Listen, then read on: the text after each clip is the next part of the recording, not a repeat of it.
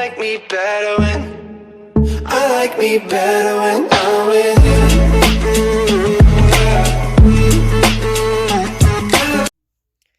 Hi guys, good evening. Welcome back to my channel. This is Danielle.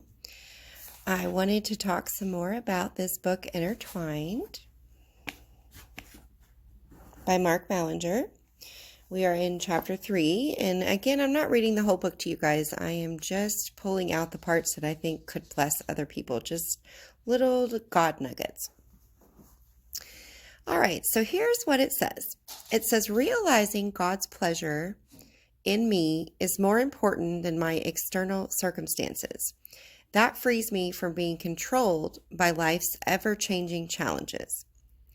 All of our sin and unhappiness are merely symptoms of the real problem, us putting ourselves before God. Solve the root issue and all the symptoms will go away as well.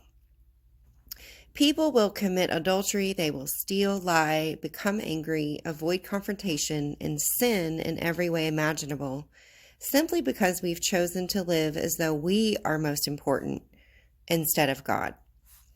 As Paul explains it in 1 Thessalonians 2:4, but just as we've been approved by God to be entrusted with the gospel, so we speak, not to please man, but to please God who tests our hearts.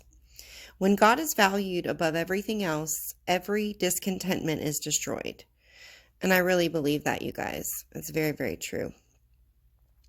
Pleasure is produced through fulfilling your purpose. And I think that's what, you guys, I truly believe that when we focus on that, it gives us a lot of peace and a lot of contentment knowing that God is going to work out the details. If we put God's business first, He will work out everything else. And I really, truly believe that.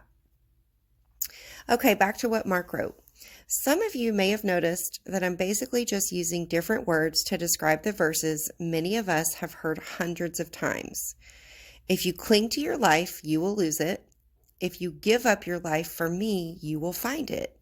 Matthew 10:39. In all your ways, submit to Him, and He will make your path straight. Proverbs 3:6. But seek first His kingdom and His righteousness, and all these things will be given to you as well. Matthew 6:33. The Bible teaches this truth over and over again.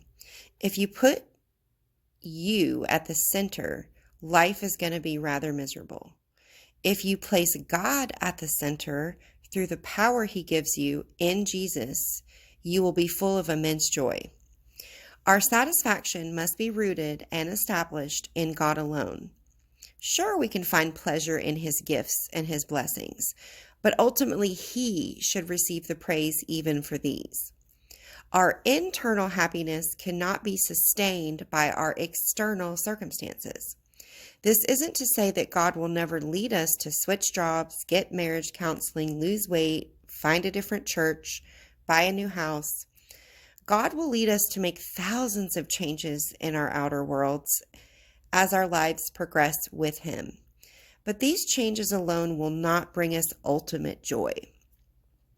Our outer circumstance will never be perfect in this age because we live in a fallen world.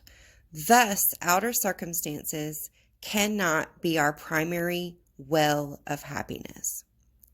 Oh my God, that is so well written, Mark. So I just wanted to share that with you guys. I truly believe that's true. I'm starting to learn that my insides and placing God in the middle of everything is really how we find true happiness. It's not going to come from money or a job or a career, especially if it has nothing to do with God and His purposes and His will for us. We will never be satisfied. So I just wanted to share that with you guys. I hope that blesses you. And until next time, we will begin reading in chapter 4 here soon. Have a good night, guys.